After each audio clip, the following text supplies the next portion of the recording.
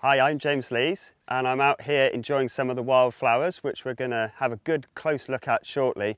Welcome to another episode of Wildlife Weekly.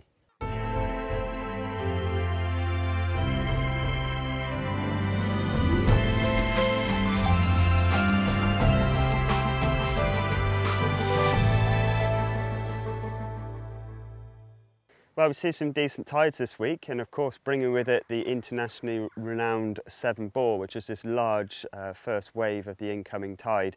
And of course this is brilliant, bringing in lots of fresh life for the birds to feed on. As the tide goes back out again, it leaves all these different invertebrates in the mud for birds like shelduck to feed on.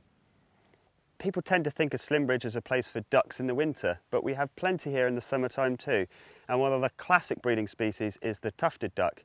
And tufted ducks seem very clever, the females. They all time their young to hatch almost on exactly the same day. And we've had what we call a tufted duck explosion this week, and they're absolutely everywhere. And they can actually have sort of 15 to 20 young, real big numbers. And this is done deliberately.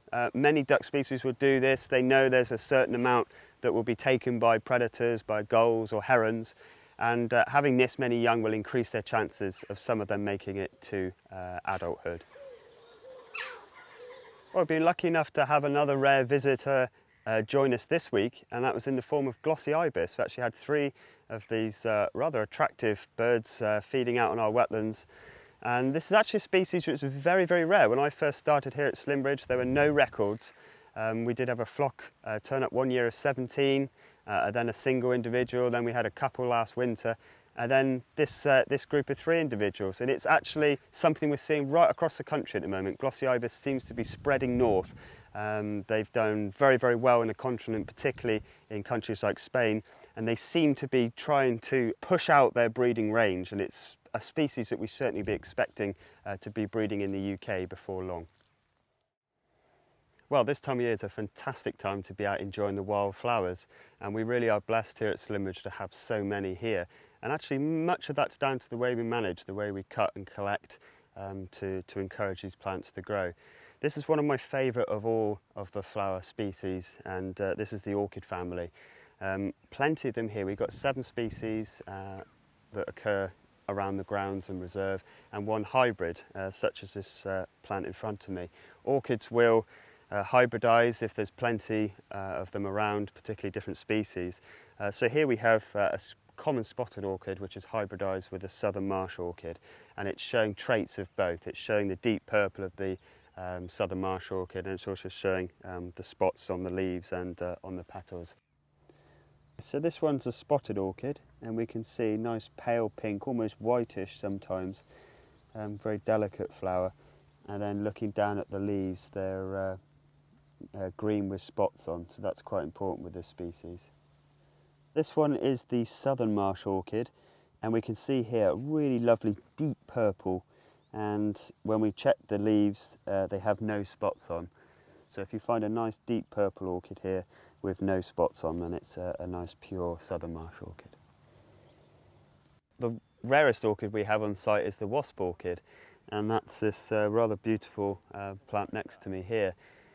There's lots of different types of orchids which are supposed to look like things, so wasp orchid, bee orchid, bug orchid, frog orchid, fly orchid, etc, etc. Having a close look at this flower, you can see the 3 pink leads are actually the sepals, and then inside of that is the flower, and on this particular species of orchid it's supposed to look like a wasp, which it does a pretty good job of, as you can see. They're actually one of the rarest orchids that we have on site, and it's really through the management work here that they come back each year. Okay, and this is the bee orchid. This incredibly attractive little plant is actually very common here. Everywhere I'm going at the moment I'm seeing them, so if you do come and visit us at the moment, keep a good eye out for them. They can be quite difficult to find in the long grass, but once you get your eye in and start looking out for these 3 little pink leaves, you'll pick them up. But you can see here the flower head is actually quite different to the wasp orchid, and does look much more like a bee. And even if you have a really close look, you can see it's got 2 little what look like eyes, so they're really well designed. Well, looking ahead at the forecast this week, it's going to be really, really nice weather, lots and lots of sunshine, just like we're having today. and it'd be a really good time to get out looking at the wildflowers and insects, particularly dragonflies. Winds coming from the north, which is quite interesting this time of year. Be bringing birds like green sandpipers, which are bred in Scandinavia and are already beginning their autumn migration. And this is a really good time of year to look for green sandpipers here at Slimbridge, particularly from the Robbie Garnet hide. If you've enjoyed this video, please share it with your friends and followers on Facebook and Twitter.